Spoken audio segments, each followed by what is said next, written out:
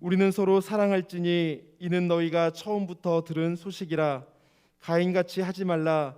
그는 악한 자에게 속하여 그 아우를 죽였으니 어떤 이유로 죽였느냐? 자기의 행위는 악하고 그의 아우의 행위는 의로움이라. 형제들아, 세상이 너희를 미워하여도 이상히 여기지 말라. 우리는 형제를 사랑함으로 사망에서 옮겨 생명으로 들어간 줄을 알거니와 사랑하지 아니하는 자는 사망에 머물러 있느니라. 그 형제를 미워하는 자마다 살인하는 자니 살인하는 자마다 영생이 그 속에 거하지 아니하는 것을 너희가 아는 바라. 그가 우리를 위하여 목숨을 버리셨으니 우리가 이로써 사랑을 알고 우리도 형제들을 위하여 목숨을 버리는 것이 마땅하니라. 누가 이 세상의 재물을 가지고 형제의 궁핍함을 보고도 도와줄 마음을 닫으면 하나님의 사랑이 어찌 그 속에 거하겠느냐? 자녀들아, 우리가 말과 혀로만 사랑하지 말고 행함과 진실함으로 하자. 이로써 우리가 진리에 속한 줄을 알고 또 우리 마음을 주 앞에서 굳세게 하리니 이는 우리 마음이 혹 우리를 책망할 일이 있어도 하나님은 우리 마음보다 크시고 모든 것을 아시기 때문이라. 사랑하는 자들아, 만일 우리 마음이 우리를 책망할 것이 없으면 하나님 앞에서 담대함을 얻고 무엇이든지 구하는 바를 그에게서 받나니 이는 우리가 그의 계명을 지키고 그 앞에서 기뻐하시는 것을 행함이라. 그의 계명은 이것이니 곧 그 아들 예수 그리스도의 이름을 믿고 그가 우리에게 주신 계명대로 서로 사랑할 것이니라. 그의 계명을 지키는 자는 주 안에 거하고 주는 그의 안에 거하시나니 우리에게 주신 성령으로 말미암아 그가 우리 안에 거하시는 줄을 우리가 아느니라. 아멘. 오늘도 주일 일부 예배로 하나님 앞에 나온 성도님들을 진심으로 환영합니다. 우리 시간 하나님의 거룩하신 영, 또 사랑의 영이 우리 가운데 임하시는 귀하고 복된 시간이 되기를 주님의 이름으로 간절히 축원드립니다. 하나님의 성품을 또 한 단어로 이야기하자면 사랑이라 이야기할 수 있을 것입니다. 그리고 그 안에 거하는 우리 역시 사랑 안에 거하여야 된다. 믿는 사람이라면 누구나 다 마땅히 아는 바일 것입니다. 모든 사도들 중에 자신이 가장 큰 사랑을 받았다, 스스로를 사랑의 사도라 칭했던 요한은 하나님의 이러한 성품을 잘 파악했을지 모르겠습니다. 그래서 이 요한 1서라는 이 귀한 이 말씀을 통해서 하나님의 성품, 하나님의 그 사랑을 풀어내고 있는 것을 보게 되는 것이죠. 오늘 요한 1서의 말씀을 같이 나누고자 준비했는데, 오늘 이 시간 말씀을 통해서 하나님의 사랑을 우리가 바로 알기를 간절히 소원합니다. 그리고 그 사랑을 닮아가는 하나님의 거룩한 백성들이 다 되시기를 간절히 소원합니다. 오늘 본문 11절의 말씀 한번 같이 읽어보도록 하겠습니다. 본문 11절의 말씀입니다. 시작. 우리는 서로 사랑할지니 이는 너희가 처음부터 들은 소식이라. 아멘. 너희가 처음부터 들은 소식, 이 소식이 무엇인가? 서로 사랑하라 라는 것이에요. 이 소식은 메시지, 소리, 들리는 소리라는 뜻을 가지고 있는 것이죠. 그렇다면 우리에게 들리는, 우리가 들었던, 우리가 알고 있는 서로 사랑하라, 이 서로 사랑하라 라는 이 말이 우리에게 있어서 부담스러운 소식인가, 아니면 기쁨의 소식인가? 한번 생각해 보시기를 바랍니다. 만약에 우리가 하나님의 사랑을 확신할 경우, 확신하는 경우는 이 사랑이라는 메시지는 복된 소식, 복음이 되는 것이죠. 하나님이 우리를 사랑하신대, 하나님이 우리를 사랑하고 계셔. 우리가 여전히 죄인임에도 불구하고 나 자신조차도 포기한 너무나도 연약한 성정을 가진 그러한 죄인임에도 불구하고 너무 오랫동안 하나님을 등지고 살았음에도 불구하고 하나님이 여전히 나를 사랑하고 계신다. 이 소식은 복음인 것이죠. 탕자가 집으로 돌아옵니다. 집에 돌아오는 탕자에게 있어서 무엇이 복된 소식이겠습니까? 아버지가 나를 받아줄지 내칠지 알지 못하는 상황 속에서 집을 향해, 마지막 희망을 향해 뚜벅뚜벅 걸어가고 있는데 나를 발견한 아버지가 나를 향해 달려오시는 것이죠. 그리고 냄새나고 더럽고 추악한 나를 안아주시는 것이에요. 그 모습을 보면서 아버지가 여전히 나를 사랑하시는구나. 이것이 복음입니다.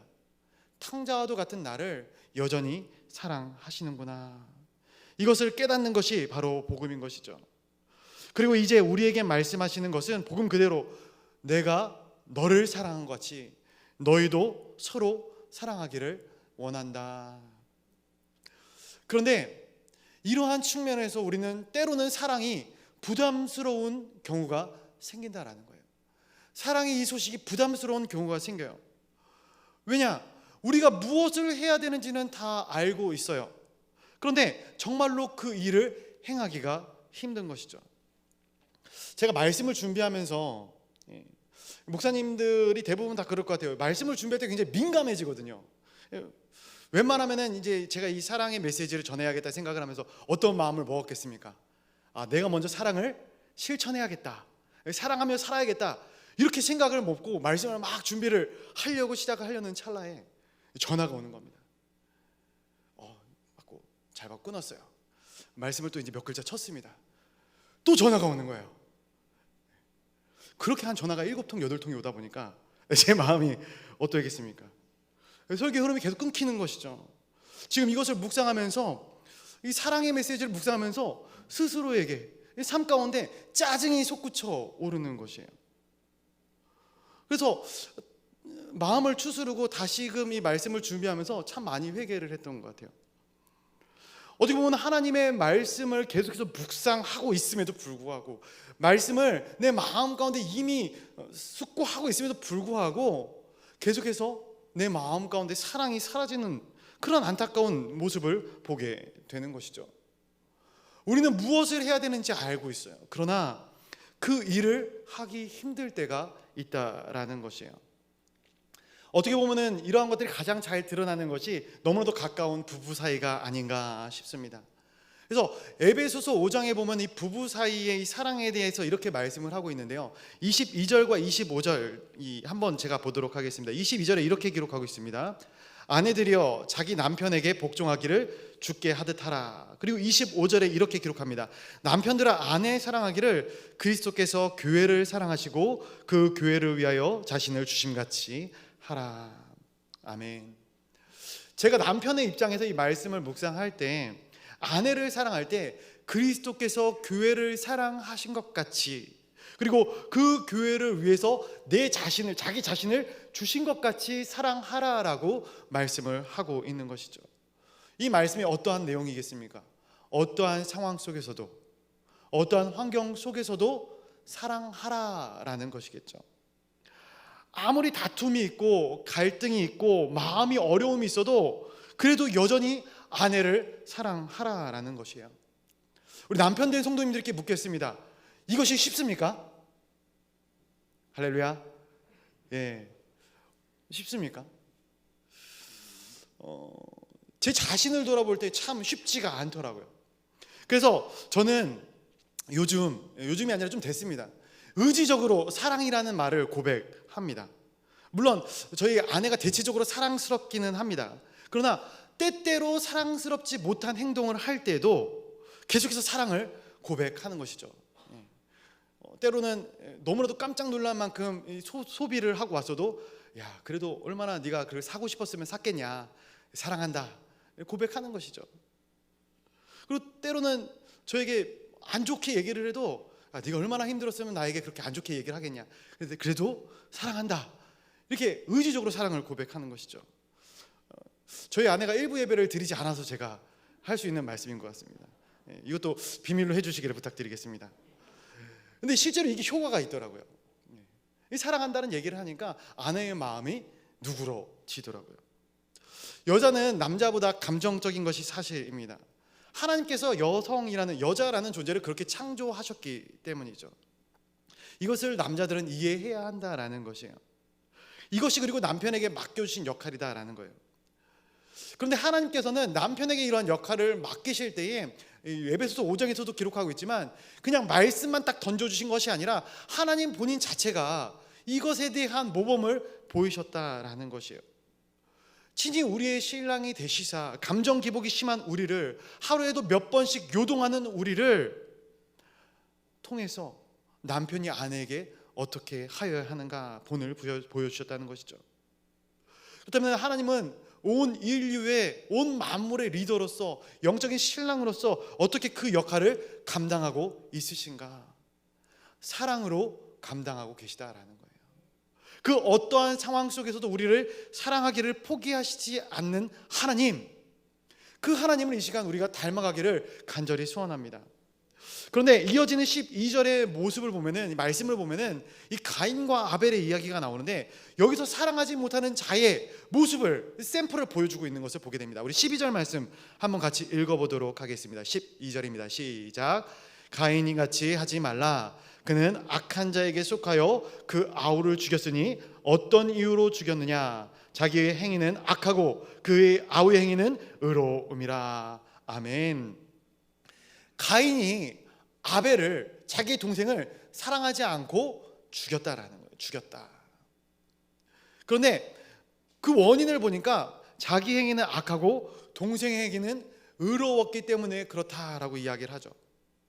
그런데 보다 더 근본적인 원인을 이야기할 때 12절 상반절에서 이렇게 이야기합니다. 악한 자에게 속해 있었기 때문이다 라고 이야기를 합니다. 사실 이 아벨의 제사가 합격을 받고 가인의 제사가 불합격을 받은 것이 이 아벨 때문이었겠습니까?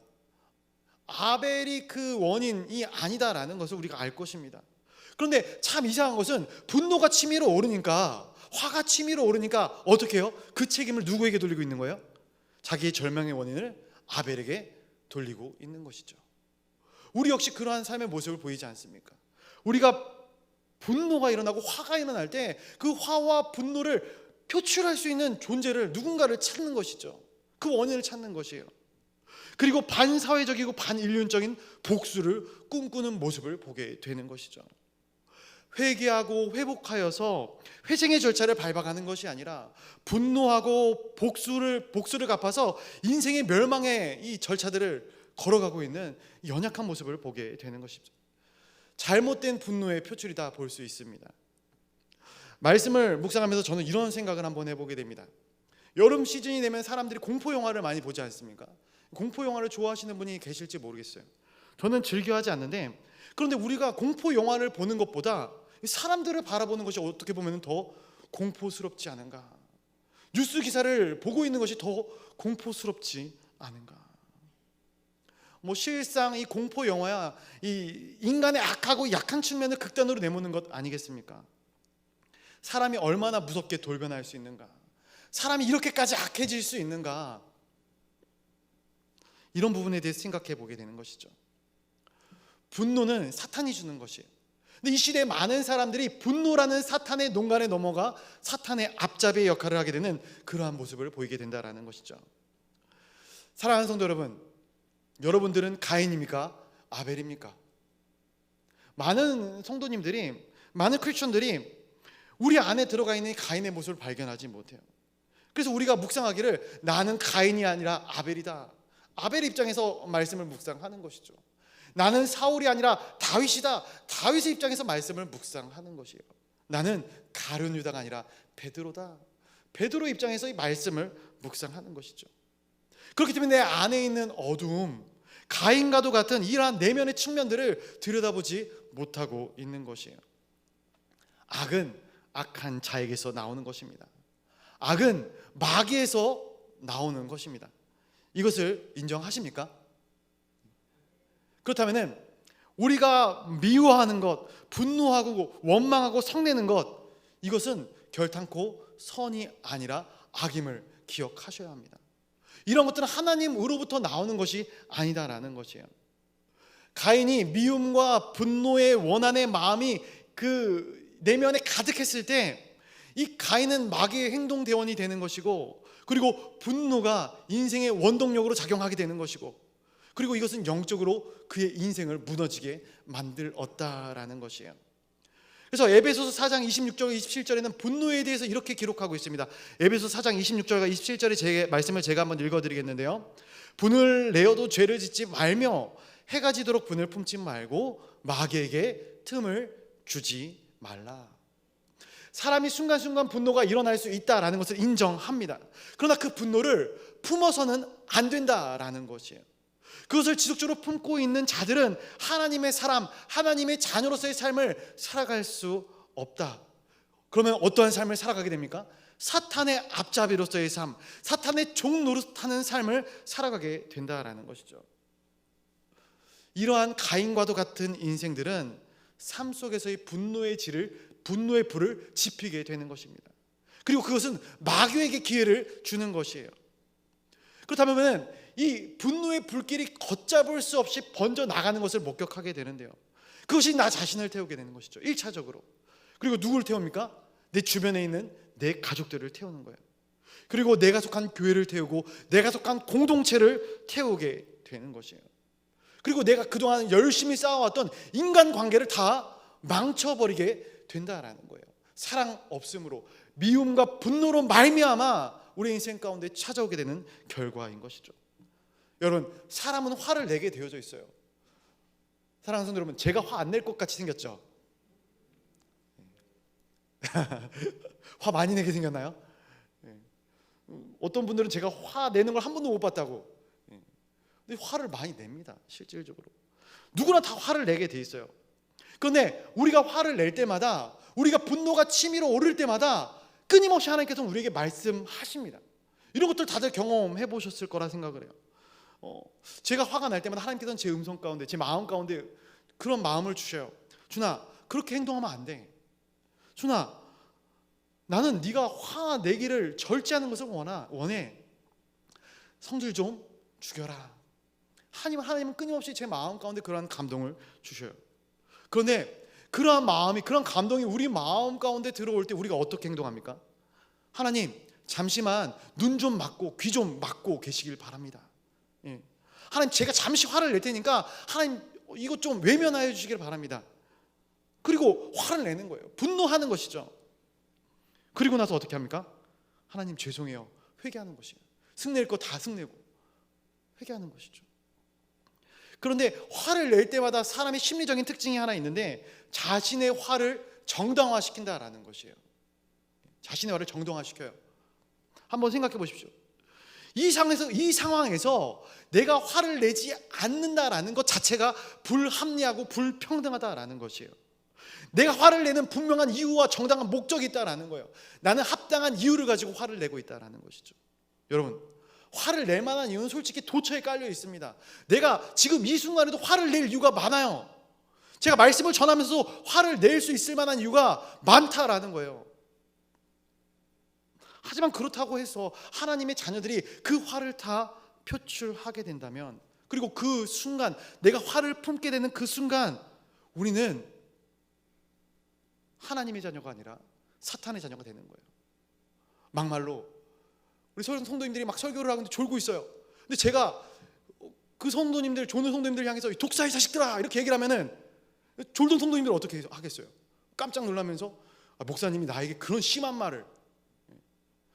저는 이미 그때 그 순간에 사탄의 자녀로, 사탄의 도구로 전락되어 버리고 마는 것이죠.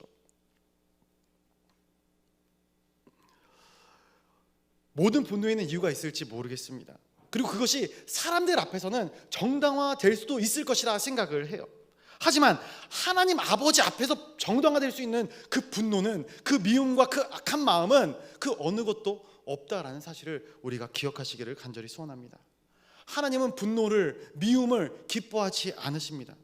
그리고 그것은 어느 것이든지 어떠한 선한 마음에서 비롯됐든지 하나님 아버지 앞에서 정당화될 수 없다라는 것이죠.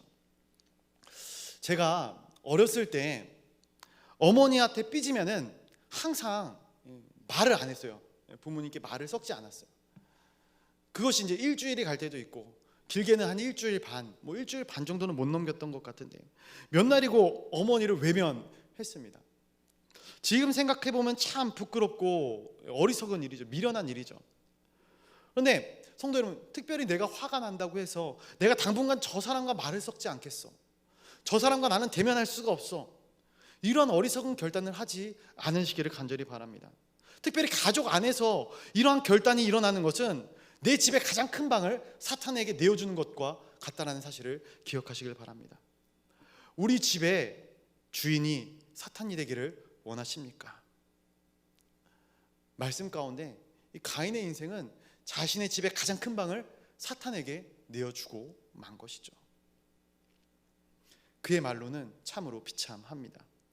자, 본문 13절부터 15절까지의 말씀 한번 같이 읽어보도록 하겠습니다. 본문 13절부터 15절까지입니다. 시작. 형제들아, 세상이 너희를 미워하여도 이상히 여기지 말라. 우리는 형제를 사랑함으로 사망에서 옮겨 생명으로 들어간 줄을 알거니와 사랑하지 아니하는 자는 사망에 머물러 있느니라. 그 형제를 미워하는 자마다 사랑하는 자니 살인하는 자마다 영생이 그 속에 거하지 아니하는 것을 너희가 아는 바라. 아멘. 13절에 세상이 너희를 미워하여도, 세상이 너희를 미워하여도, 이 말씀은 어떠한 말씀이냐면은 우리가 세상 보기에 악한 일을 행하여서도 미움을 받을 수 있겠지만 그것을 얘기하는 것이 아니에요.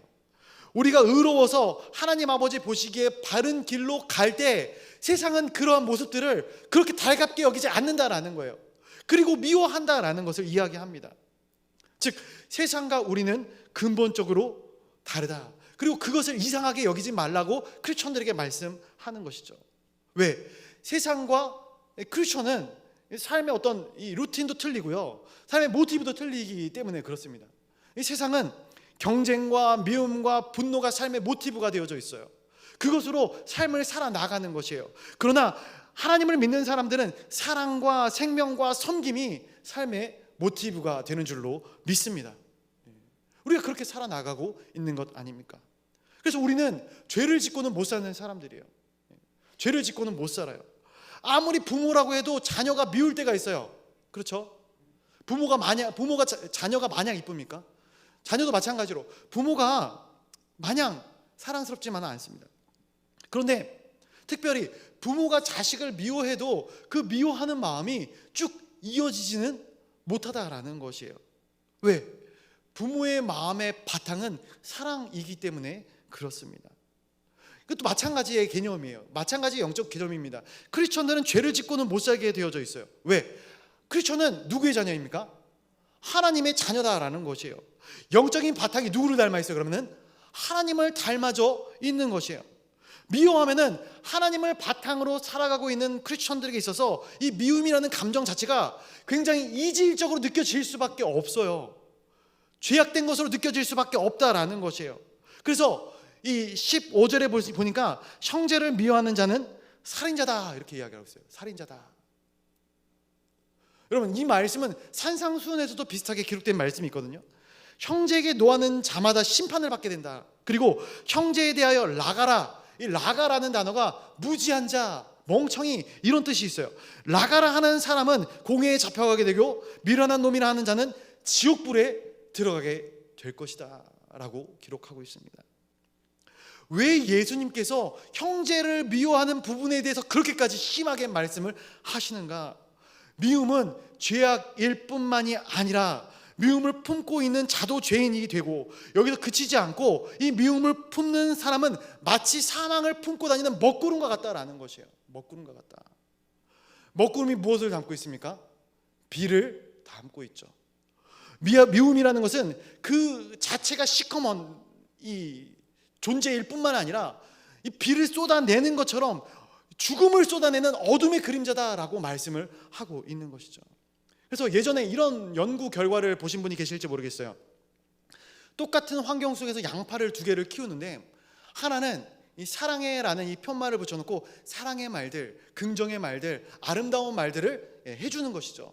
그리고 다른 하나의 양파에는 미워해라고 붙여놓고 악한 말들, 악한 마음들을 품는 것이죠.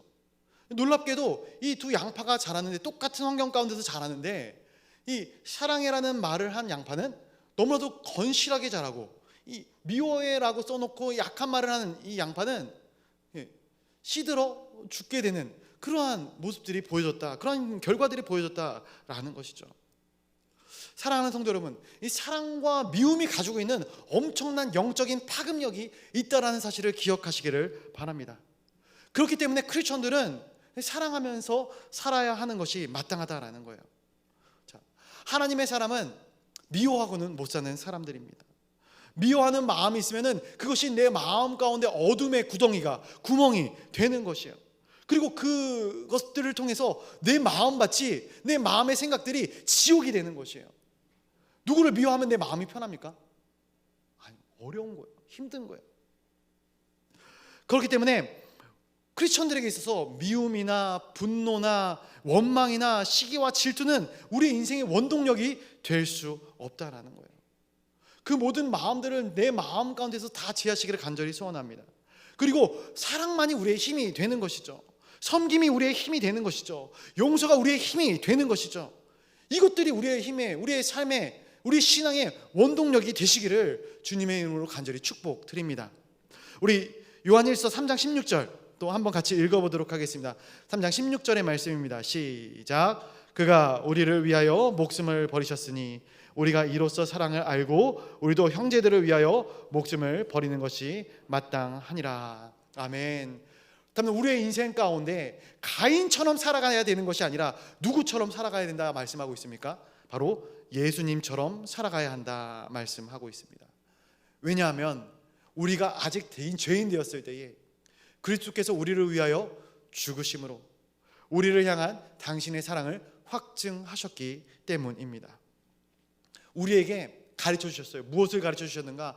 아, 사랑이라는 것이 이런 것이구나. 아, 이렇게까지 사랑할 수 있구나. 이것을 예수 그리스도께서 우리에게 깨닫게 해 주신 것이죠. 그리고 우리에게 건네 주셨습니다. 그리고 우리는 그 사랑을 마땅히 나누며 살아가야 할 이유가, 의무가 있다라는 것이죠. 그래서 16절 마지막 부분에도 보니까 마땅하다라고 기록하고 있거든요. 마땅하다, 마땅하다. 이 마땅하다라는 것이 내가 여유가 있고 내가 컨디션이 좋아서 남을 도와줄 상황이 되고, 그리고 내가 형편껏 남을 도와줄 형편이 되어서 사랑한다, 도와준다, 섬긴다, 이것에 대한 개념이 아니다라는 거예요. 이 마땅하다라는 것은 내 목숨까지 내어주는 사랑, 그 사랑을 하는 것이 마땅하다라는 것이에요.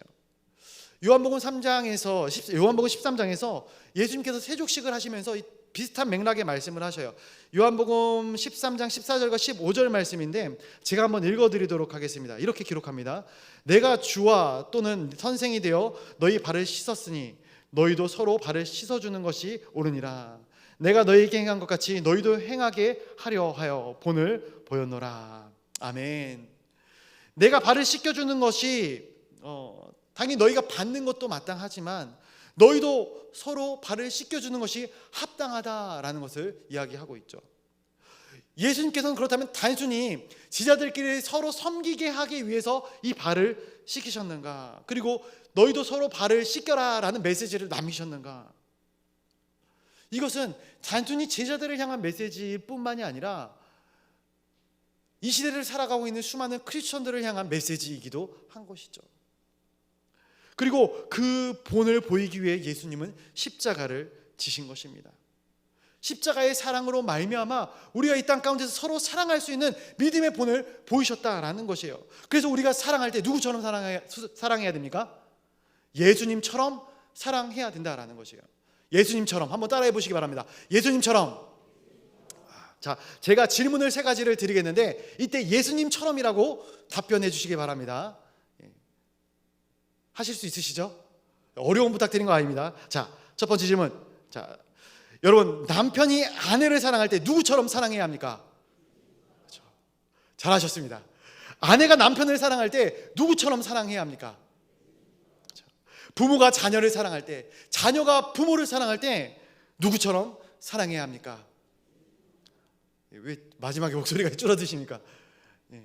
그렇게 사랑하시기를 소원합니다. 주님이 교회를 위하여, 우리를 위하여 자신의 생명을 내어주신 것처럼, 물론 구별된 교회이지만 그 이전에 이 교회가 죄 가운데 있을 때, 우리 역시 죄 가운데 빠져 있을 때, 그럼에도 불구하고 이를 위해 자신의 생명을 내어주신 것처럼 죄와 허물과 나약함과 어둠이 있을지라도 목숨을 걸고 사랑해야 된다라는 것이에요. 가족뿐만이 아니라 이웃을 사랑할 때도 예수님처럼 사랑하라 말씀해주고 있는 것이죠. 그런데 아까 전에 제가 주목했던 단어, 이 마땅하다, 이 마땅하다라는 단어를 원어적인 의미로 봤을 때 이 마땅하다라는 것이 이 빚지고 있다라는, 빚지고 있다. 오페일로멘이라는 이 헬라 원어를 쓰거든요. 빚지고 있다라는 거예요. 결국 빚을 진 자로서 빚을 갚아야 하는 것처럼 그 마음으로 우리가 사랑하면서 살아가야 된다라는 것을 말씀해 주고 있는 것이죠. 그래서 사도 바울도 로마서 1장에서 뭐라고 고백을 하고 있냐면은 나는 빚진 자의 심정으로 이 복음을 전한다라고 고백하고 있는 것을 보게 됩니다. 나 같은 죄인, 예수님을 믿는 자들을, 예수님 자체를 핍박하기 위하여 밤이고 낮이고 불철주야 돌아다녔던 나 같은 이 죄인 중에 괴수인 나 자신, 이 나 자신을 살리신 예수 그리스도의 놀라운 복음, 그 복음을 받은 자로서 나는 빚진 자의 심정을 가지고 이 복음을 전할 수밖에 없다라는 것이죠. 사랑하는 성도 여러분, 우리는 하나님께 받은 은혜가 있고 구원이 있고 복음이 있습니다. 그래서 우리 누구도 다 이 빚진 자의 마음으로 이 세상을 살아가고 있는 것이죠. 평생 갚아도 갚을 수 없는 그런 빚을 우리가 빚지고 있습니다. 그렇기 때문에 크리스천들의 삶을 이야기해 보자면은 빚진 자의 인생, 채무자의 삶을 살아가는 인생이 아닌가 생각을 해봅니다.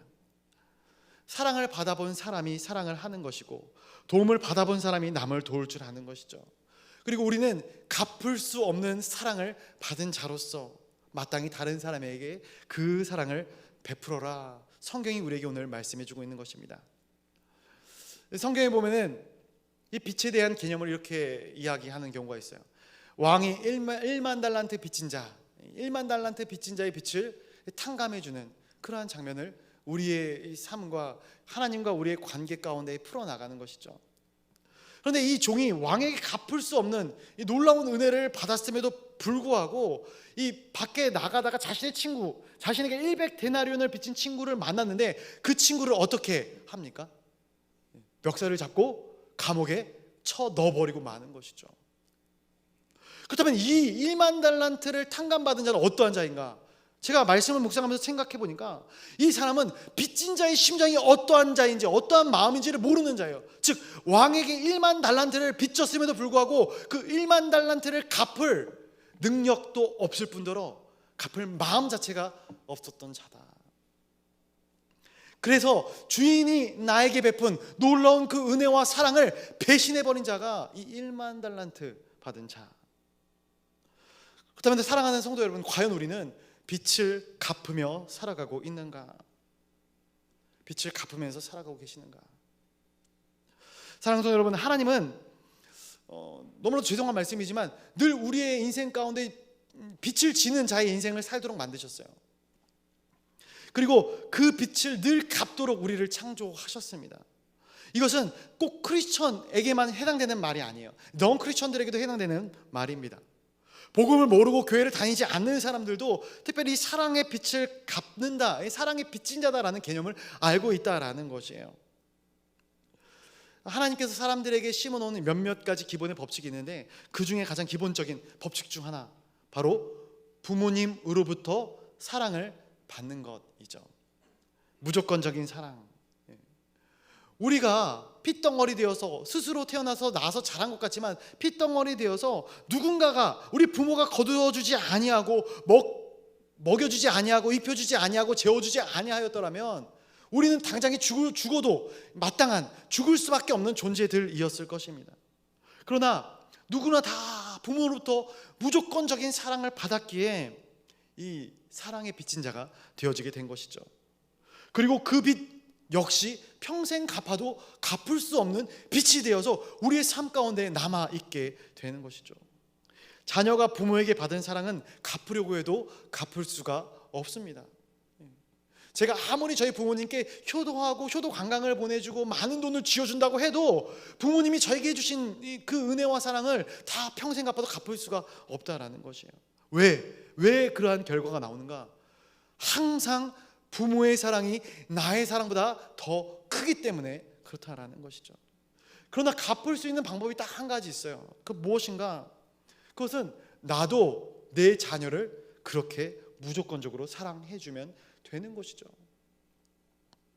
근데 요즘 많은 사람들이 자녀를 안 낳으려고 하는 것 같아요. 그 이유 중에 하나가 그거죠. 나는 그러한 사랑을 베풀어 줄 자신이 없다라는 거예요. 내가 사랑을 받은 대로 나도 내 자녀를 사랑하는 것, 어떻게 보면 하나님께서 세우신 이 가정이라는 공동체, 그리고 이 가정이 무한으로 이 사랑의 공동체로 흘러갈 수 있도록 만들어 놓으신 하나님의 방편이 아닌가 생각을 해보게 됩니다. 여러분, 우리가 하나님께 받은 사랑을 다 갚을 수 있겠는가? 불가능합니다. 불가능해요. 왜냐하면 우리가 평생을 갚는다고 할지라도 끊임없이 하나님은 더 큰 것을 우리의 삶 가운데 부어주시는 분이시거든요. 우리가 갚아도 밑 빠진 독에 물 붓기처럼 하나님은 끊임없이 우리의 삶 가운데 은혜를 부어주고 계셔요. 그렇기 때문에 우리가 하나님께 받은 그 사랑과 은혜를 갚을 길은 딱 하나뿐밖에 없는 것 같아요. 우리도 가서 우리 곁에 있는 형제들을 하나님께서 나에게 주신 그 사랑으로 사랑하는 것이죠. 오늘 본문 17절과 18절 말씀 한번 같이 읽어보도록 하겠습니다. 본문 17절과 18절입니다. 시작. 누가 이 세상의 재물을 가지고 형제의 궁핍함을 보고도 도와줄 마음을 닫으면 하나님의 사랑이 어찌 그 속에 거하겠느냐. 자녀들아, 우리가 말과 혀로만 사랑하지 말고 행함과 진실함으로 하자. 아멘. 18절 말씀의 제목이기도 한데 굉장히 중요한 핵심적인 포인트가 18절 말씀 가운데 담겨져 있습니다. 형제들아, 말과 혀로만 하지 말고 무엇으로 하자고요? 행함과 진실함으로 하라라는 것입니다. 그렇습니다. 사랑하는 성도 여러분, 사랑은 말로 하는 것이 아니에요. 혀로 하는 것이 아닙니다. 행동으로 하는 것이고 진실함으로 하는 것이에요. 그런데 17절에 보니까 세상의 재물이라는 단어가 나와요. 세상의 재물. 근데 이 세상의 재물이 남아도는 풍성한 자금을 이야기하는 것이 아니에요. 이 원어와 비슷하게 사용되었던 이 용례가 있는데 언제냐면은 예수님께서 성전의 이 문에 앉아서 이렇게 보고 계셔요. 성전 입구에 앉아서 보고 계신데 부자들이 와서 헌금을 하는 거예요. 헌금을 하는데 이 값어치 있는 동전을 내는 것이죠. 딱 내면서 동전이 땡그랑 땡그랑 하는 그 소리를 마치 굉장히 자부심 있게 막 내고 있는 거예요. 그런데 뒤이어서 가난한 과부가 그 자리로 옵니다. 너무나도 부끄럽게, 너무나도 수줍게, 너무나도 초라하게 자신이 가진 이 두 렙돈을 헌금함에 넣는 것이죠. 그때 예수님께서 이 여인을 칭찬하시는데, 이 칭찬하시면서 뭐라고 이야기하시면은 너의 전부를 네가 하나님께 드렸다라는 거예요. 너의 생활비의 전부를 네가 하나님께 드렸다. 이 원어가 세상의 재물이라는 원어와 같은 단어를 쓰고 있어요. 무엇인가? 이 생활비, 네가 가진 전부를 이야기하는 것이에요. 그러니까 내가 풍족하기 때문에, 내가 돈이 많고 시간에 여유가 있고 내가 건강하기 때문에, 내가 주머니 사정이 넉넉하기 때문에 누군가를 사랑하고 누군가를 돕는 것이 아니라 내 형편이 궁핍한 가운데 있기 때문에, 내가 먹을 것이 없고 내가 힘이 들어도, 내가 입을 것이 없고 내가 마실 것이 없어도, 그러한 상황 속에서도 나는 내 형제를, 내 이웃을 돕고 섬기고 사랑한다라는 것이에요. 근데 문제는 우리가 넉넉하여도, 그리고 내 주변에 부족한 사람이 있어도 도와줍니까? 도와주기가 쉽지 않다라는 것이에요. 그럼에도 불구하고 성경은 넉넉하지 못한 상황에서까지라도 너희가 도와야 된다라고 말씀하고 있는 것이에요. 그렇다면 한번 생각해 보시길 바랍니다.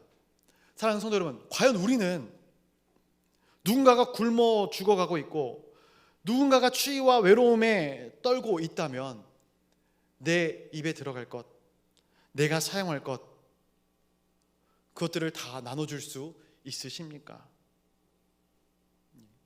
쉬운 결단이 아닐 것입니다. 하나님께서 우리에게 요구하시는 그 사랑이 부담스러울 수밖에 없는 이유가 바로 이것이 아닌가 생각이 되어져요. 그런데 성경은 분명히 우리에게 제시하고 있습니다. 사랑과 섬김은 풍족한 가운데 하는 것이 아니다라는 거예요. 풍족한 가운데 하는 것이 아니에요. 내 마음으로, 내 사랑의 마음으로 섬기고 사랑해야 되는 거예요. 하나님께서 나에게 주셨기 때문에. 그래서 저 말씀을 묵상하면서 담임 목사님이 설교 시간에 또 종종 하시는 이야기가 있어요. 우리 교회는 뭐가 없다고 그래요? 부자가 없다. 많이 들어보셨죠? 부자 성도들이 모인 교회가 아니다. 저도 이 말에 늘 공감을 합니다. 그래서 성도님들의 섬김과 헌신을 볼 때 뿌듯한 마음도 있지만 한편으로는 안타까운 마음도 있어요. 그러다 하나님을 향한 그들의 마음을 볼 때 순간적으로 제 마음 가운데 드는 감동이 있는 것이죠. 아, 저들이 물질을 드리는 것이 아니라 마음을 드리는구나. 하나님께 자신의 사랑을 저렇게 표현하고 있구나. 하나님의 사랑을, 하나님의 성전은 하나님을 저렇게 사랑하는구나. 사랑하는 성도 여러분, 섬김은 사랑으로 하는 것입니다. 요한일서 3장 19절 말씀 한번 같이 읽어보도록 하겠습니다. 요한일서 3장 19절입니다. 시작. 이로써 우리가 진리에 속한 줄을 알고 또 우리 마음을 주 앞에서 굳세게 하리니. 아멘. 진리에 속한 줄을 알고, 진리라는 단어가 나오는데 이 진리라는 단어가 18절에 있는 진실함과 이 19절에 있는 진리라는 단어가 같은 단어입니다.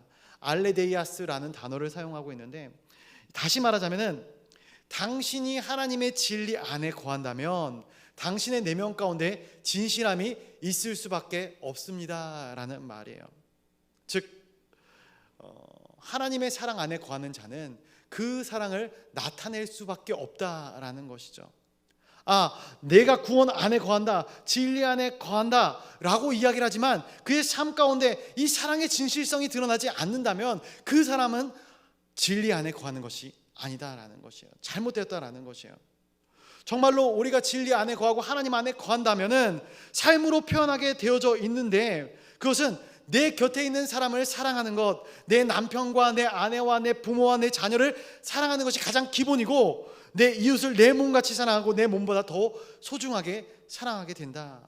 그래서 20절부터 22절까지의 말씀 한번 같이 읽어보도록 하겠습니다. 20절부터 22절까지입니다. 시작. 이는 우리 마음이 혹 우리를 책망할 일이 있어도 하나님은 우리 마음보다 크시고 모든 것을 아시기 때문이라. 사랑하는 자들아, 만일 우리 마음이 우리를 책망할 것이 없으면 하나님 앞에서 담대함을 얻고 무엇이든지 구하는 바를 그에게서 받나니 이는 우리가 그의 계명을 지키고 그 앞에서 기뻐하시는 것을 행함이라. 아멘. 이때 22절 말씀을 보면은 이러한 생각을 한번 해볼 수 있을 것 같아요. 내 형제를 사랑하는 것, 그리고 행동 거지를 바르게 하는 것이 기도를 응답받는, 우리가 이 땅 가운데서 소원을 응답받는 길이 되는 것인가?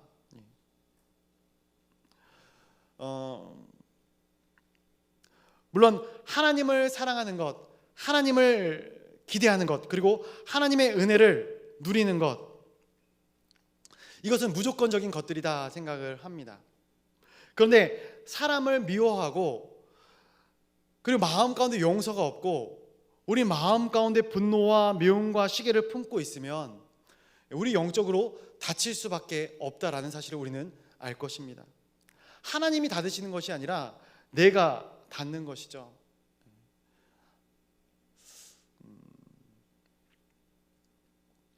하나님은 끊임없이 우리의 마음 가운데 감동함을 주십니다. 은혜를 주셔요. 사랑을 부어주셔요. 그런데 우리가 성령을 회방하면, 하나님께서 우리에게 주신 그 마음을 닫아버리면 하나님이 우리에게 주시는 그런 모든 음성들, 마음들을 알 길이 없는 것이죠. 마지막 23절만 보고 말씀을 맺도록 하겠습니다. 23절입니다. 정말로 중요한 영적인 원리가 23절 가운데 나오는데요, 한번 같이 보겠습니다. 시작.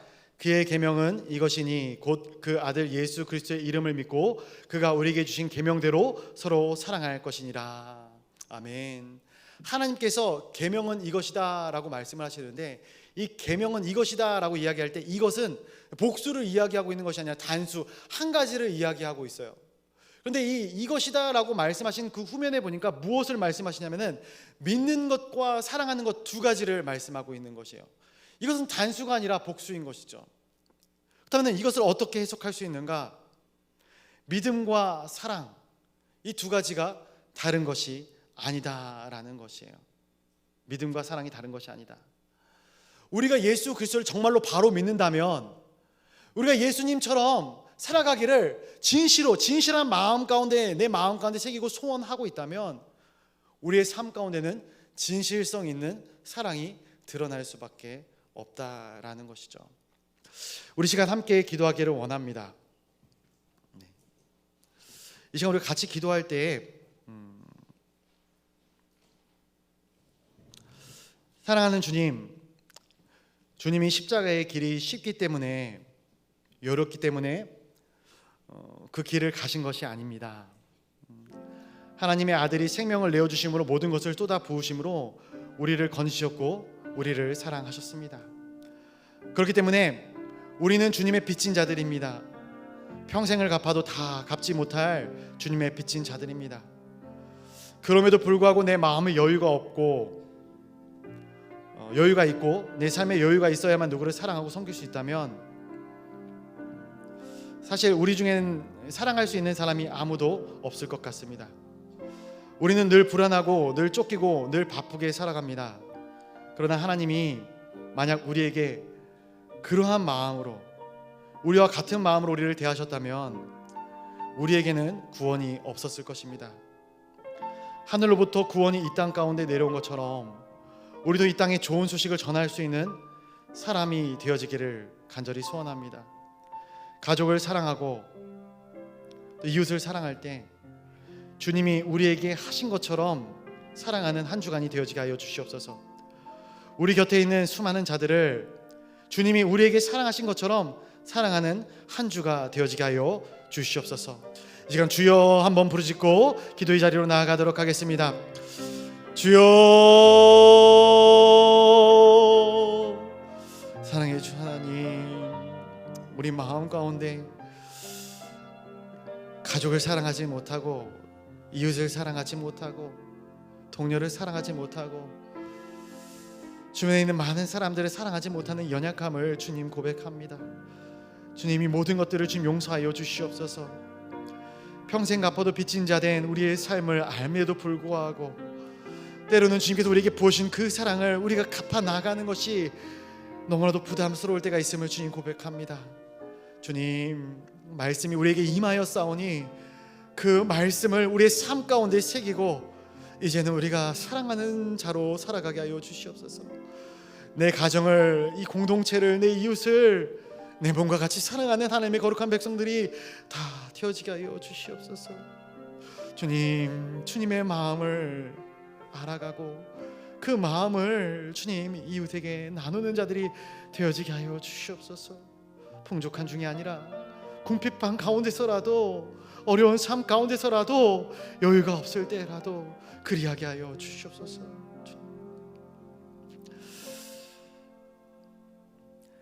사랑의 하나님 아버지, 오늘 우리에게 주신 말씀을 기억하게 하여 주시옵소서.